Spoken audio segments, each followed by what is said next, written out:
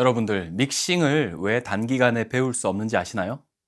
사실 플러그인 사용법을 좀 배우고 보컬 트랙의 이것저것, 드럼 트랙은 이렇게 저렇게 배운다면 충분히 따라할 수도 있을 것 같죠?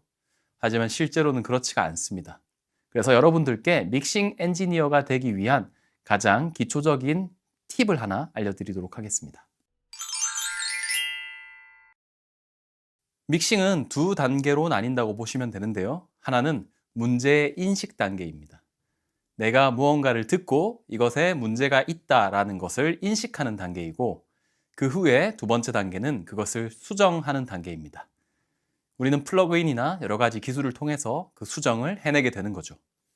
그렇다면 인식과 수정 이 두 단계 중에서 레슨 또는 수업으로 가능한 방식은 후자인 수정 단계만 학습이 가능합니다. 그럼 인식 단계는 어떻게 해야지만 만들어낼 수 있는가? 이 부분을 제대로 배울 수 있는 방법은 하나밖에 없다고 보셔도 무방한데요. 바로 제대로 된 스피커에서 제대로 된 음악을 많이 듣는 것입니다. 우리가 그런 소리가 점점 익숙해진다면 나중에 문제가 있는 음악을 들었을 때 이런 부분이 나의 기준과는 맞지 않고 다르다라는 인식의 행위를 할 수가 있는 것이죠. 물론 어떤 엔지니어와 함께 앉아서 매일매일 어떤 곡을 같이 수정하면서 그 전문가의 인식 능력을 흉내내 보는 것이 좋겠지만 사실 그것은 거의 불가능한 것이죠. 자, 그런데 만약에 내가 작업실에는 수백만 원 또는 수천만 원짜리 스피커가 있다고 해도 평소에는 이 스피커로 음악을 듣지 않고 그냥 에어팟으로만 음악을 듣는다고 쳐봅시다. 그러면 나는 대부분의 음악을 이 뇌가 에어팟으로 들었을 때를 가장 기본값으로 상정하게 될 것입니다. 그리고 수천만 원짜리 스피커 앞에서 내가 기억하는 바로 그 소리를 하나씩 하나씩 만들어 가게 될 겁니다.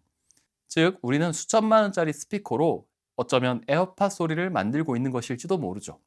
그렇기 때문에 여러분들이 믹싱이라는 것을 제대로 배우고 해내기 위해서 가장 먼저 해야 될 것은 레슨이라든지 플러그인 사용법 같은 것이 아니라 제대로 된, 즉 레퍼런스급이라고 불리는 표준화되어 있는 스피커 장비로 표준화를 잘 지킨 음원을 많이 듣고 경험하는 것입니다.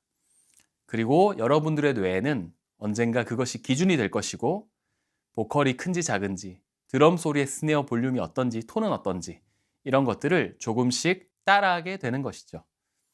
그리고 언젠가는 그런 것들이 합쳐져서 여러분만의 소리를 재창조할 수 있게 될지도 모릅니다. 보컬 볼륨을 올리는 것을 돈 내고 배울 필요가 있을까요? 제가 볼 땐 인식의 단계만 잘 만들어져 있다면은 이 수정의 단계는 몇 주, 짧으면 며칠 안에, 좀 과격하게 말하면 몇십 시간 안에도 어느 정도 흉내를 낼 수 있을 거라고 저는 확신합니다.